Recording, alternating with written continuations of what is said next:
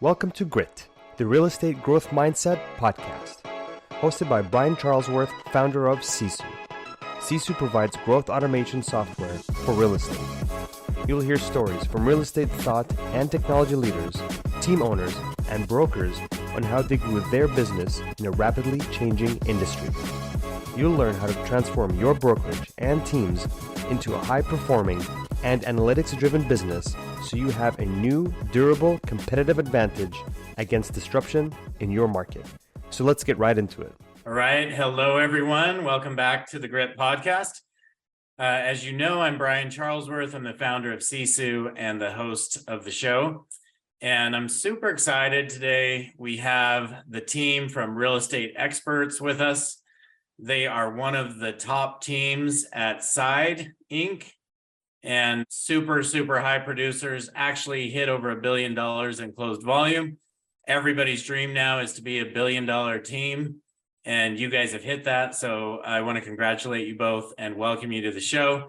So everyone, welcome Brett Jennings, who is the owner / team leader, and Beth Lazar, who joined him about 2 years ago, I want to say, to take over and run the ops side of the business. Welcome to the show, guys. Awesome, Brett. Thanks for having us here.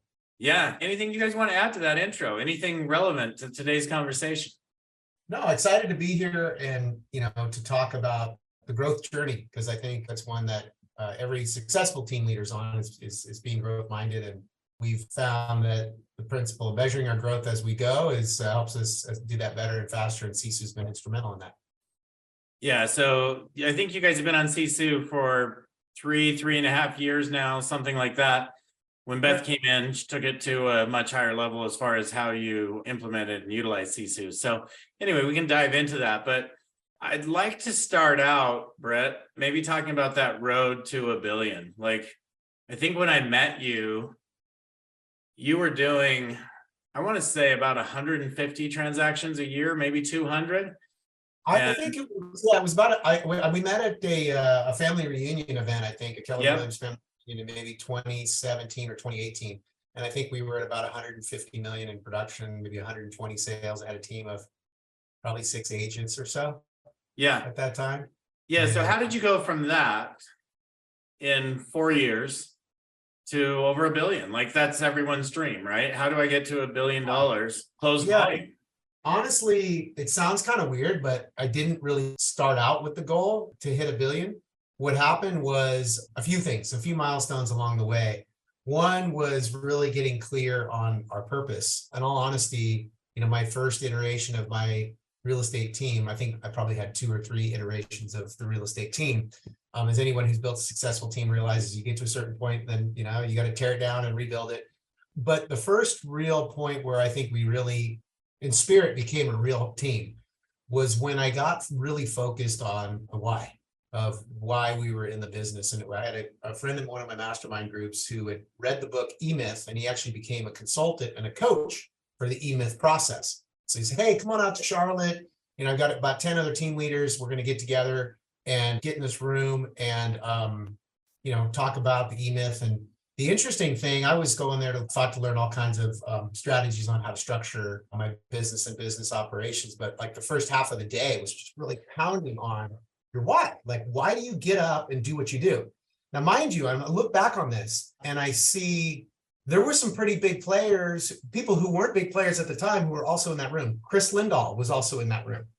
And so I know part of his trajectory of success was influenced by this process. So, he's grown over 6,000 transactions, and I don't know how many billions in sales he's overseeing there. But really, it was pounding on, why do you get up and do what you do? And the focusing exercise, believe it or not, was this process where he told us, hey, here's what you got to do is take 30 minutes, grab your notebook, and go sit in the corner of the hotel room, find a quiet place, and I want you to write out your eulogy. Like, imagine you die tomorrow, and you're gone, and you're floating around the back of a church, synagogue, whatever. Who's there and what are they saying about you? And I leaned into the process and really kind of, I remember getting emotional about it and wrote it all out. And the threads that, like, as I read what people were saying, was live, love, learn, grow, help other people do the same. to bring more love, joy, good into the world. And that really did resonate with what I wanted to do, because up until that point, I was building a real estate team so I could make money in real estate, take my profits, invest in cash flow rental property, eventually retire, and then do business and life coaching. And so, I was I was on that trajectory. So Brett, you just said retire. If you're doing business coaching, that's not retiring. So I just want to make clear, like so many people have the goal to retire. Retiring means you sit on the couch and watch TV all day, or play golf every day. That's retiring. But what you say is allow yourself to move in and do what you really want to do, possibly. Right? To move in and do what I really wanted to do. So the interesting thing was, that was the first question. The second question was, what does your business look like if you brought all of who you are to everything you do? And so I was like, I was thought about that. I'm like, well, then I would really be doing coaching. I would be doing a lot more coaching with my people now. The only problem was I didn't have agents that really were like growth minded, that wanted to be coached at, at a high level. Yeah. And as fate would have it, I came home that weekend and I got a phone call on the flight back. One guy says, hey, just letting you know, I'm leaving the team. I get in the office Monday morning. Another guy walks into the office, says, hey, Brett, we got to talk. And he was leaving the team. And it was as if God, universe, whatever, just took my little sandcastle and was there to let me help you with recreating this. So then, interestingly enough, as chance would have it, within 1 week, I had an agent approach me, and we both gotten in the business about the same time, 7 years earlier. And he said, I've watched you every year, your business grows and you get better and better at what you do. He's like, I'm coming off of a divorce and I'm a single dad. I want to grow my business and I want to get better at everything I do. And I think you can help me. And I was like, all right, it's on. So it was interesting. I just as soon as I got really clear on the purpose, I attracted that first person. Serendipity would have it. Another person, very similar story, shows up in my life 2 weeks later.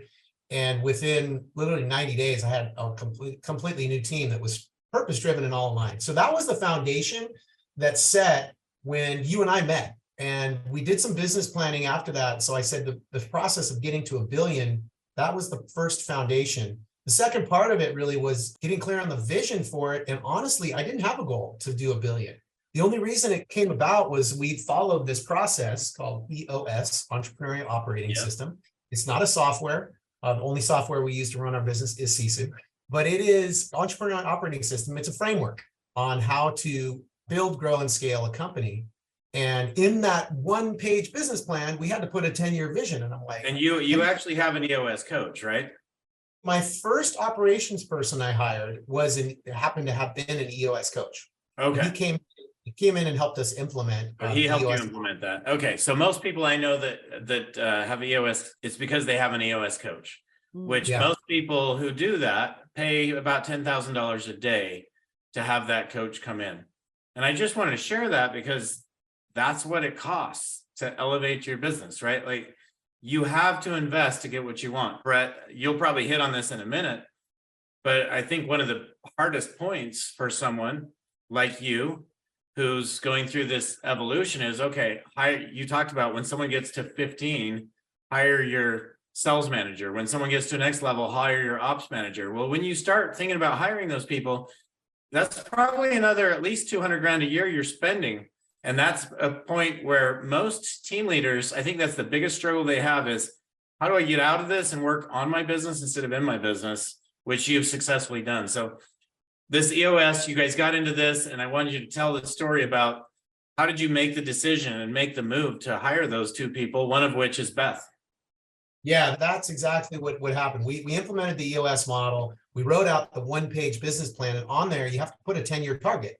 And honestly, Brian, I was like, I don't know if I want to be in real estate in 10 years, but we got to put something down there. So, all right, we'll put $1 billion. We'll do $1 billion, right? And I think that was 2017. 2017. And at that time, we were, again, a team doing about 150 million, 120 transactions. And we just kept focusing on the goal. And as I continued to grow the team, I think I grew the team to about 15 agents. And then I realized, man, like, I don't have enough time to do all these one-on-ones. Like, because as a team leader, you got to help agents manage their productivity and hold them accountable. Sisu is a great tool for assisting in that, but it still needs the time to get one-on-one with people. And so we hired, that was the first key hire. And for anybody who is, building and growing a team, when you get to that about 15 agents, that's going to be your next key hire in the stage of growth, because you need someone to oversee those people, and you also need somebody to recruit to keep growing. And so we did that, and we got to about 30, and then I'm going, okay, wow, like at every doubling, Brian, what I'm finding is whatever system I built, things break down. Whatever model I created doesn't work anymore. And I knew at that point I needed someone who was an operational wizard that could, really take the vision of what we had put together and help us like go to that next level. Yeah. And so EOS, in their series of books, they actually have a book called Rocket Fuel, and it's about this relationship between, a CEO or a visionary of a company, team leader, and then what they call an integrator, the operations person. And so I had the good fortune of coming across Beth Lazar here, who I want to introduce and have her share her experience in, how she's helped us go from that 150 million to that 1.2 billion we did 4 years later in 2021. But Beth came. Before you talk about Beth, I remember that exact same time, Brett, when you actually called me and said, Brian, like, we are growing, and my biggest problem right now is I can't scale beyond 500 transactions. And the reason why has nothing to do with my sales team. It has to do with my ops team. Yeah. And so that's when Beth came along. Yeah, and that's what it was we were experiencing. Every doubling in production that we've done, whatever systems we had built would break. And I have still with me today our director of client care, who was my first original assistant. And then she became my marketing coordinator, and she became operations person. And she runs our client care department today. And as skilled and as passionate as she is about the job, that wasn't her superpower. And so interestingly enough, I want to introduce this principle that clarity is power. Because just like I got clear on the purpose of my why that built the foundation of the real estate team in the beginning, when I got clear about who that I wanted to attract or bring into my world, you and I had that conversation. I remember reaching out, I even consulted with a recruiting firm, but I was crystal clear on this person, and lo and behold, Beth shows up. Now, Beth comes to us with, I'm going to give a little bit of an introduction, or I don't know if she wants to tell her own story. You go for it, Brett. Okay.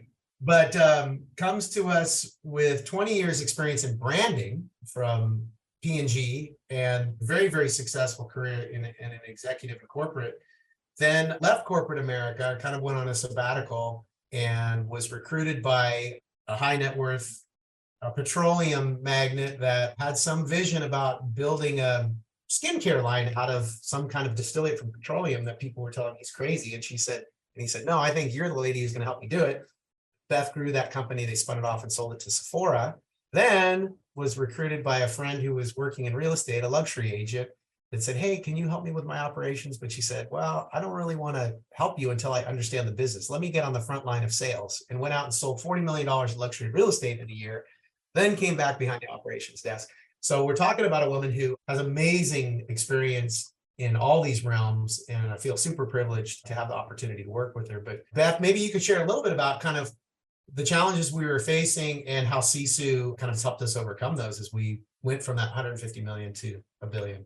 Beth, before you jump into that, there's one thing I want to just point out here. You come primarily from outside of the real estate space. And I think team leaders like Brett was probably thinking, I need someone from within the real estate space.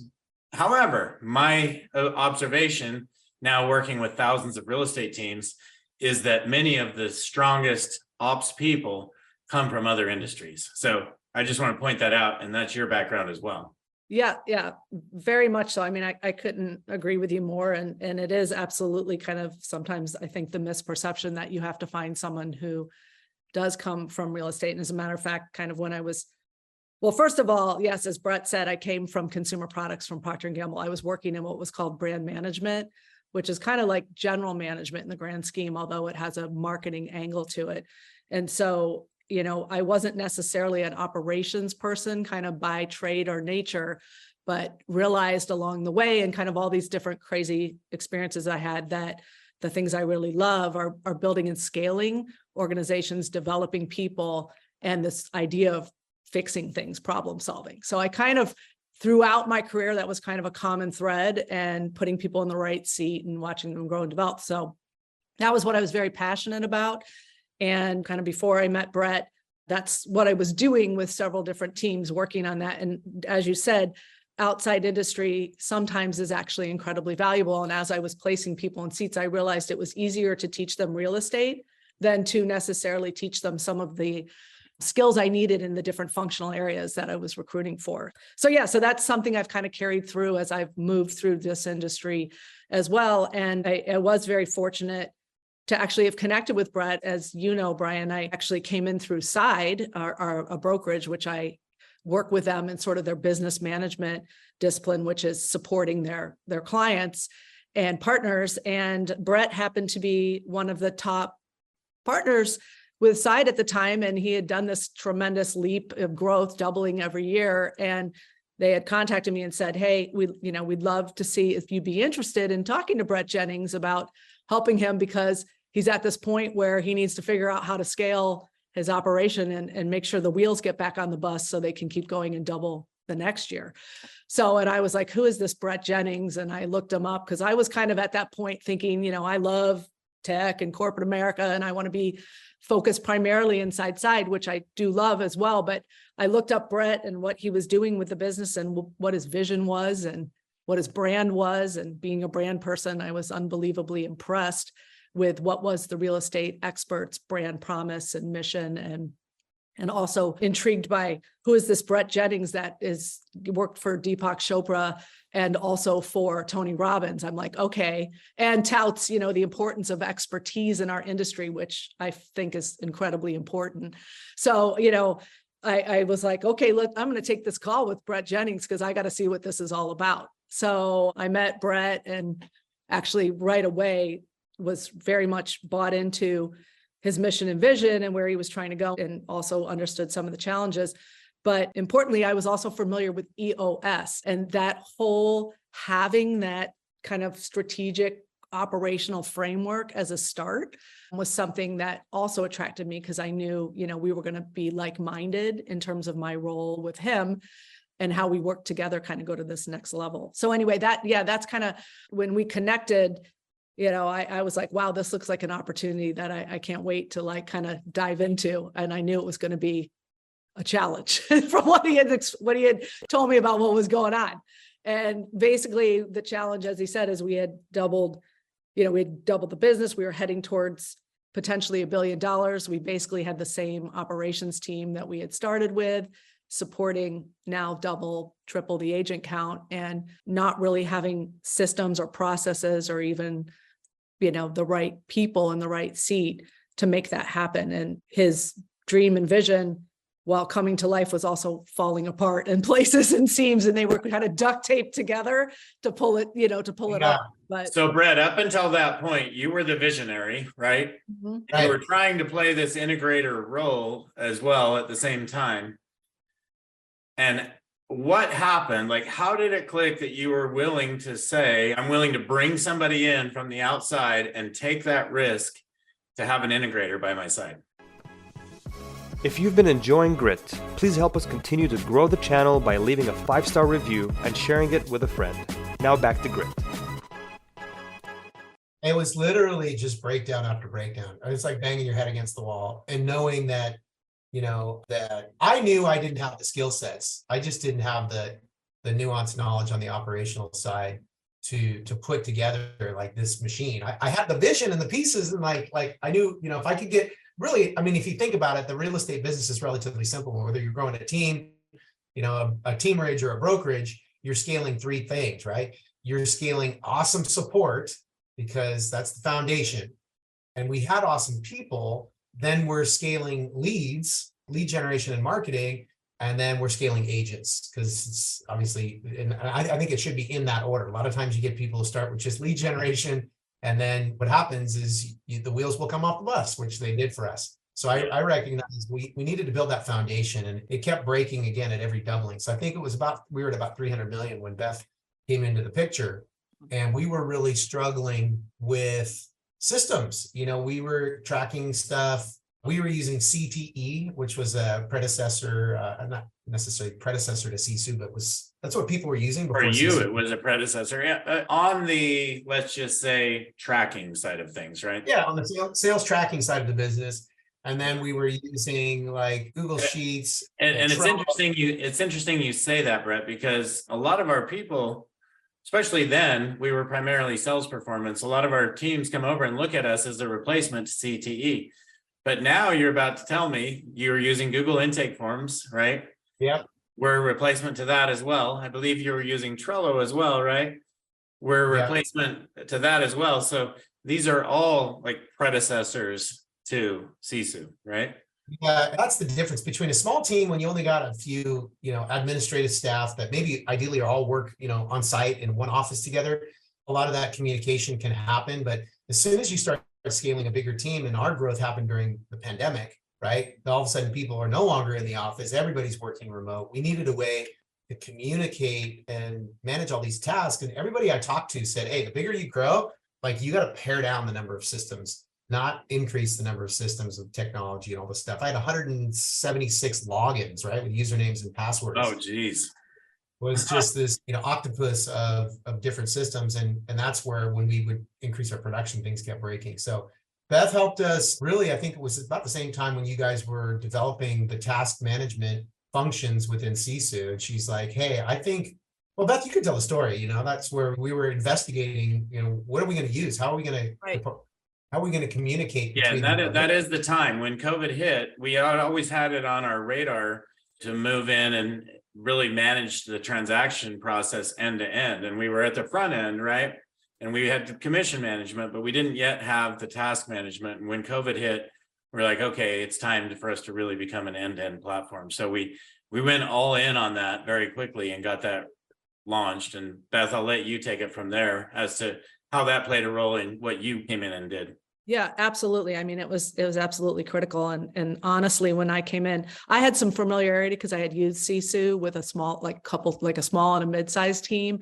And when I came into Real Estate Experts, as you said, we had it, but I don't even think we weren't either using or even aware of kind of 1/10 of the capability of the platform and what we could really do with it. And I think our initial thinking was, the task management and maybe some of the accountability, but our biggest challenges were all of the things, honestly, that Sisu helped us with in the end. I mean, it was visibility, it was scalability, repeatability, being able to track, being able to communicate, to hold documentation in like a single repository, to be able to deploy at scale things. And that was across everything, not just our transactions or our agent recruiting, but even our staff. And we didn't have really, when I first came in, we had a couple departments, but we really were missing people. And then we were missing structure in our organization. And then once we got kind of the right people in the right seat in the right functional area, then it became clear, now we need to know how to work across, right? And so Sisu was really super critical for us to make that next leap of having departments and managing across departments and managing so many agents by providing that, all of those aspects, that transparency into it, and then getting everybody on the same page, moving in the same direction. And that's where task management was hypercritical. And then again, transparency, like I said, just being able to see all of us simultaneously real time into what was going on with the business across all kind of aspects of it. Yeah, it was absolutely, the combination of the system along with those processes and the people that allowed us to kind of go next level, even to get to the billion, right, Brett? Because we really could have fallen apart at the, the $500 million mark. We were inches from probably. Can you share what are some of those visibility items that became so critical for you guys to be able to go from here to here? Like you had visibility into your business. What does that mean? Some of the leading indicators, but even like our lagging indicators, we didn't have it all in one place. We had like one finance person, but yet nobody had access kind of to like, where were our sales this month versus last month versus, where are we at on, or where are we with listings? Are we behind? Are we the same? Are we, so again, like I live and breathe inside Snapshot inside Sisu, where I can see those trend lines and see that, and where everyone can be on the same page. Because part of my job is also to make sure that the organization is kind of moving together against those priorities and knowing and measuring how they're doing. And so each of those, the dashboard, being able to look at a macro and a micro level at our teams and how they're doing is another piece of that visibility that we didn't have before necessarily. Do you find it helps you make decisions more rapidly? Seems to me when you have real data, and I know this for a fact from my own business and many of the people I work with, but having the data at your fingertips allows you to make a decision every day if that's what's going to improve your company. Versus I see so many people get caught in the rut of they get their numbers once a month maybe, and the numbers they get, they're pretty broad in general. Right. But if it does allow them to make a decision, it allows them to make one key decision a month that's going to help impact their business, which in turn, if you look back at that over the 365 days a year, you were able to make 12 decisions. Not a very effective way to run a business, right? Yeah. So I would say definitely on the speed front, absolutely. But probably even more important than the speed, they're informed decisions. We're making I think we're moving more quickly we're able to pivot, I would say, faster because of the visibility of the information that we didn't have at our fingertips before. And again, that it's cross-functionally shared. It's not something that only, maybe our CFO can take a look at, or only our, head of listing management, our transaction coordination team. So all having that accessibility, having it, the timeliness, the, real-time nature of it definitely has improved our decision-making process, both from the information that comes into it and, how we're able to move more quickly to shift if need be. So. Okay. So congrats on all of your success. Brett, congrats on finding Beth. Beth, congratulations on fulfilling the role that he desperately needed. And so here you guys are. Where do you go from here? Like, Brett, what has this allowed you to do with your time a little bit differently?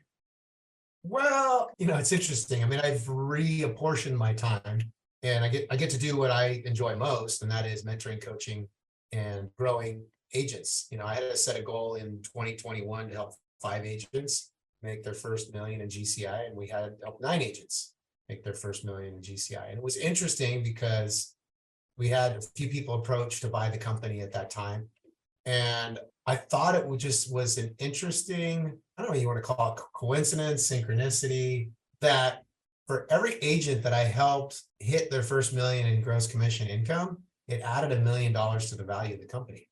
And so then that's what kind of got me inspired. I go, well, at a certain point, like, more income doesn't change the quality of your life, but the idea of more impact to me does. So I kind of now set the goal. I said, well, great, let's help 100 agents hit their first $1 million in GCI. And if we do that and we do it right, we'll likely have a company that's worth $100 million. And so would you ever have had those thought processes if you were living in the world of operations? Probably not, right? Yeah, like you were in this flurry of just confusion and frustration. I remember you calling me so frustrated. Beth comes in and now you're able to focus on the business instead of in the business and really like build value, right? I mean, that's where the multiples come in. Yep. Yeah, and not be down in the weeds. So it was interesting because I didn't necessarily, start the business to sell, but I did want to be smart, right? Like, if you are going to build a business, you should build something that's worth something.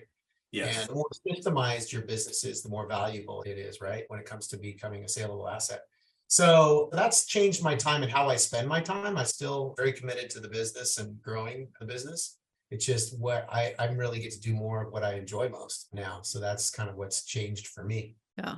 Right. It doesn't come without challenges, though. I mean, I think we would be remiss if we didn't share, like, you have to find the right who and make sure that you guys, it has to be a relationship that works. Brett and I are kind of yin and yang. We share that same DISC profile, like we had talked about a little earlier.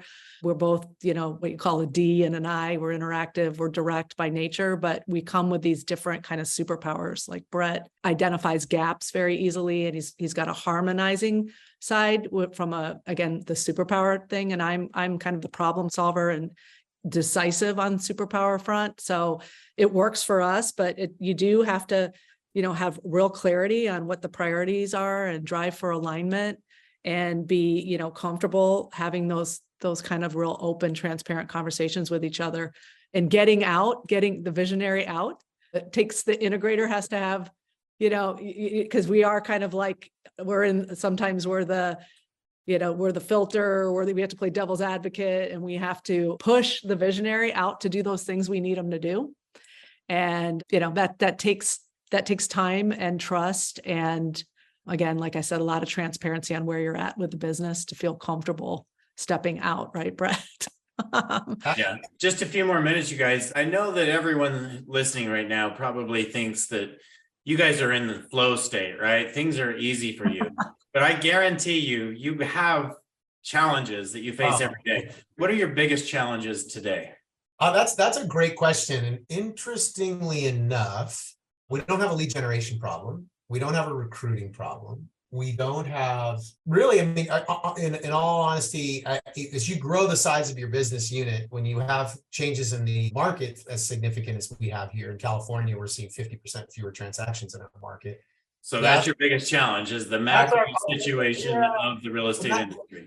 Yeah, the macro situation of the real estate industry, because, when productivity drops or production drops 50% and we have a big staff, you go from profitable to unprofitable really quick. And so we're riding the ship in that area, and I'm confident for the changes we made, we're on the right track and trajectory now. But that's been challenging. And then managing mindset, right, really through these challenging times. So the agents, right, are feeling a lot of pressure. And so really, we're doubling down on the coaching and training that we're doing. And for me, specifically, the mindset piece. I taught meditation for 20 years. And so now, like next month, I'm hosting a public class over 6 weeks, and going to do a challenge because people to be able to keep and find their center, make decisions from like a really clear place when, all hell's breaking loose around you is really super important. And so I really think that that's instrumental. Our goal is to go from $1 billion to 10 billion. It's a 10x is the goal. And I think we're going to accomplish that in the next few years. But my specific inspiration in that area is to really make real estate experts what I call a conscious company. And that is, it's more than just being growth minded. It's trusting and knowing that everything that's happening in your world, including everything that happens at work, is here for your own evolution and involvement.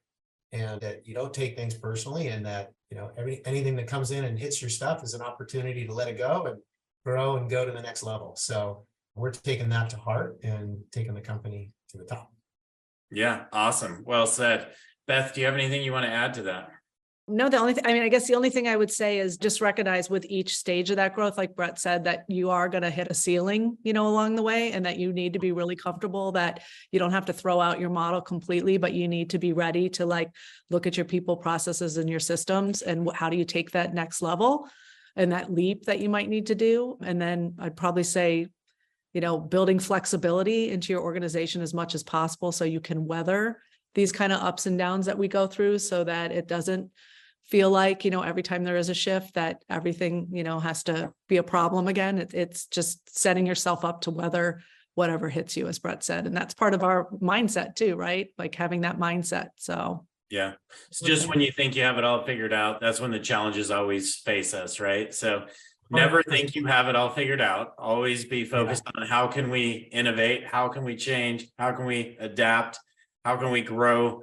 Because as soon as you think you have it figured out, it always is a tough challenge ahead. So yeah, and what are we plugging? I'd say, and what are we plugging into Sisu next? That's the other thing for us. Like, you guys are the center of our universe, and we couldn't run the business without Sisu, and So I'll answer that question. Have you guys fully adopted the client portal, and do you have all your mortgage and title companies working in there to collaborate around every transaction with the clients? That's on a roadmap.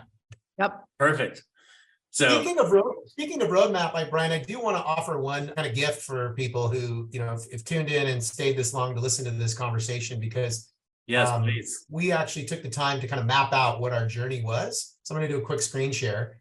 This is a roadmap to really how we grew through all of these challenges in taking the company to $1 billion in sales.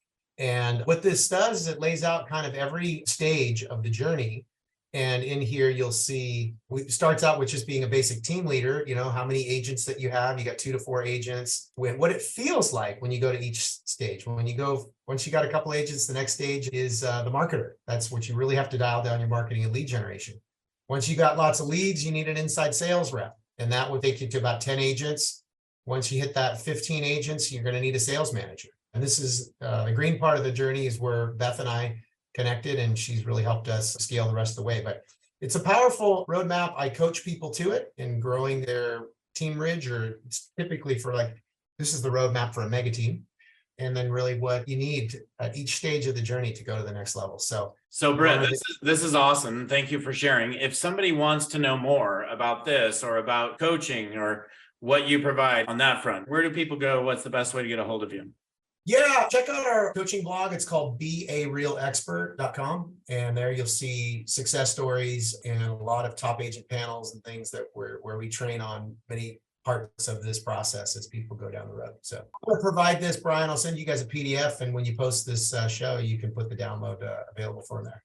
Awesome. We'll do that. And thank you for sharing. Just as we wrap up here, is there any last words of advice you guys would like to share? And I'll let you start, Beth, and then we'll wrap up with Brett. But just like, if you just giving people one piece of advice right now, this point in time in your life and their life and this macro economy, what would that advice be?